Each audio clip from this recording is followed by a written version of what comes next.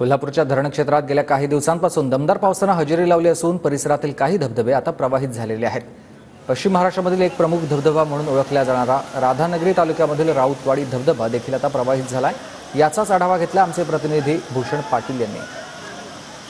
राधानगरी धरण क्षेत्रात गेल्या काही दिवसापासून पावसाच्या दमदार सरी कोसळत आहेत। परिणामी या भागात असलेले छोटे मोठे धबधबे जे आहेत ते आता प्रवाहित झाले आहेत। मी आता आहे राऊतवाडी धबधब्याच्या ठिकाणी आणि इथली दृश्य आपण बघू शकतो।